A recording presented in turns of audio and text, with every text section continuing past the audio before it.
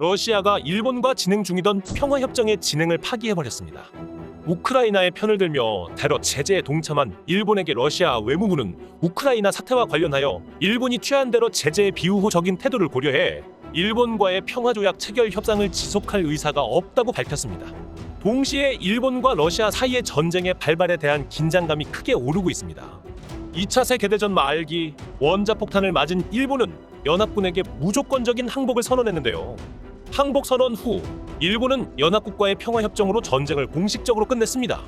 하지만 연합국 중 소련만은 일본과 평화협정을 체결하지 않았습니다. 소련을 승계한 러시아는 형식상으로는 아직도 일본과의 전쟁을 끝낸 것이 아니며 공식적으로 현재 두 나라의 관계는 휴전 중인 상태입니다.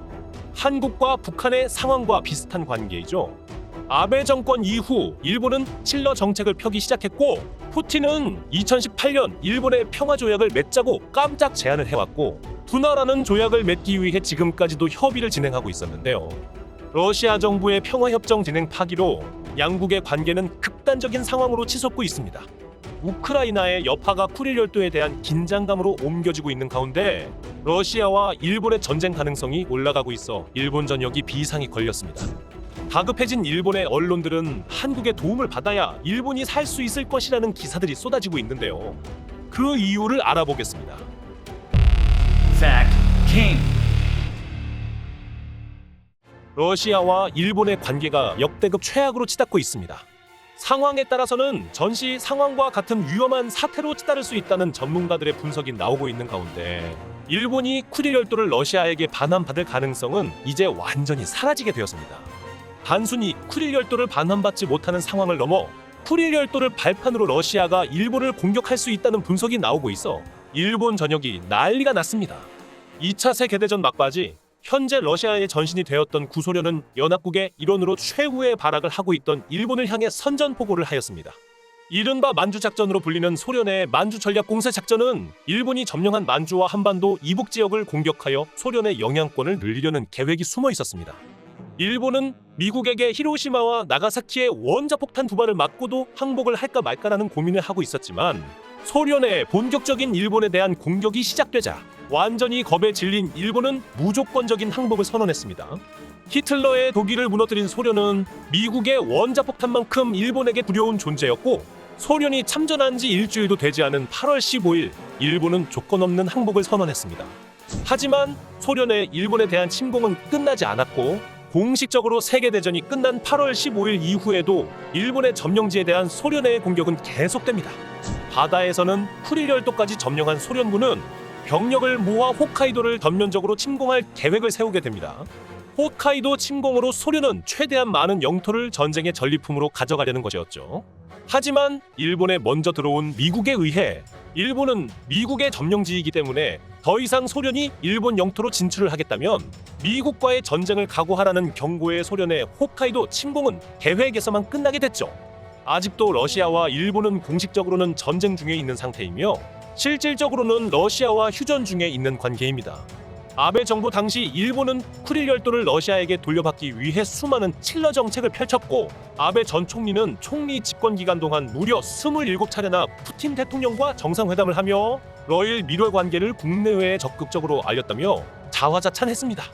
2014년도에 발생한 러시아의 우크라이나 크림반도 합병 때에도 서방 세계에서 러시아에 대한 엄격한 제재를 가했을 때조차 일본은 보여주기 식의 경미한 조치만을 취하는데 그쳤다고 할 정도로 러시아의 눈치를 살폈으며 러시아와 경제 협력을 하자며 설레발을 치며 러시아에 3조 1천억 원에 대한 돈을 투자 명목으로 지원해주기까지 했습니다. 물론 일본이 대가로 돌려받은 건 없었습니다. 쿠릴 열도를 러시아에게 받을 수 있을 거라 생각한 아베였지만 평화협정과 쿠릴 열도를 미끼로 내세운 푸틴에게 몇 년간 질질 끌려다니며 아무 성과를 내지 못한 아베의 대러시아 외교는 지금에 와서는 아베가 푸틴의 교묘한 술책에 빠져 일본의 세금만 퍼주고 이용당했다고 평가되고 있습니다. 최근 러시아의 우크라이나 침공으로 많은 서방 국가들이 러시아에 대해 등을 돌렸으며 경제 제재가 들어가자 일본도 서방 세력의 노선을 그대로 따라갔습니다. 일본은 여기서 한술 더 떠 러시아에 대한 도발을 하기 시작했는데요. 한동안 러시아의 눈치를 보면서 공식적인 자리에서는 절대 말하지 않았던 쿠릴 열도 문제를 공식적으로 언급하며 쿠릴 열도는 일본의 영토라고 대놓고 러시아에게 도발을 하기 시작했습니다. 이는 러시아가 우크라이나에서 보여준 추태가 원인이라고 분석되고 있습니다. 3일이면 우크라이나를 점령할 수 있다며 러시아는 의기양양하게 우크라이나를 침공했으나 정작 우크라이나에서 졸전을 거듭하는 추태를 보이고 있습니다. 군기도 엉망이고 장비들의 관리도 잘 되지 않아 녹이 슬어 있고 병사들에게는 유통기한이 20년이 지난 전투 식량이 보급될 정도로 막장인 행보를 보여주었습니다. 탈영병은 속출하고 있고 일부러 항복하는 병사들도 있습니다. 수많은 러시아의 남성들이 강제 징병을 피하기 위해 러시아를 탈출하고 있다는 소식도 나오고 있습니다. 세계 2위의 강력한 군사력을 가졌다는 러시아의 군사력은 지금까지 과대평가되었으며 거품이 많이 끼어 있었다는 사실이 드러난 것이죠. 러시아의 미천이 드러나자 일본은 이때다 싶어 러시아를 제대로 물어뜯기 시작합니다. 러시아에 대해 다른 나라보다 더 큰 대제와 압박을 가하기 시작했는데요. 기시다 총리는 러시아에 대한 최애국 대우를 철회한다고 발표했으며 이에 한 발 더 나가 쿠릴 열도는 일본의 고유 영토라고 공식적인 석상에서 언급하며 영토 분쟁의 가능성을 높이며 러시아를 도발했습니다. 일본의 판단으로는 우크라이나 하나만으로도 벅찬 러시아가 일본의 군사적 도발을 하지 않을 것이라는 계산이 깔려 있었던 것이었다고 요미우리 신문은 전하고 있습니다. 그러나 현재 상황은 일본 정부의 예상과는 전혀 다른 방향으로 흘러가고 있습니다. 일본의 도발적인 행동에 러시아가 미사일로 화답하기 시작한 것인데요. 러시아의 동부 군관구가 쿠릴 열도에서 미사일 발사 훈련을 강행했다고 니케이 신문과 NHK가 보도했습니다. 러시아의 미사일의 홋카이도는 비상이 걸렸습니다. 러시아를 자극해도 우크라이나에 전념하느라 일본의 신경을 못 쓸 것이라던 일본 정부의 예측이 완전히 틀어져 버렸습니다. 일본 정부를 더 난감하게 만들고 있는 것은 러시아의 미사일이 홋카이도에 떨어지더라도 일본은 마땅한 대응 수단이 없는 것인데요. 전범국인 일본은 방어 무기는 소유가 가능하지만 지대지 미사일 같은 다른 나라를 공격할 수 있는 무기를 보유할 수가 없기 때문에 러시아가 미사일 공격을 해오면 속수무책으로 당할 수밖에 없습니다. 핵 보유국이 아니지만 미국의 해구산의 보호 아래 있는 일본을 상대로 러시아가 핵을 사용할 가능성은 거의 없을 것으로 보고 있지만 보복 수단이 없는 일본에게는 재래식 미사일 공격은 치명적이며 일방적으로 두들겨 맞아야 하는 상황이 되기 때문에 일본에게는 최악의 상황이나 마찬가지입니다. 일본이 한국의 미사일 전력을 두려워하는 것과 마찬가지인 이유이죠. 이 때문에 최근에 일본에서는 한국군을 홋카이도에 주둔할 수 있게 파견을 요청하자는 이야기가 나오고 있는 상황인데요. 한국은 다양한 미사일을 보유하고 있으며 보복 수단을 가지고 있는 한국군의 존재만으로도 러시아가 일방적으로 미사일을 쏠 일은 없을 것이라는 분석이 나오고 있기 때문입니다.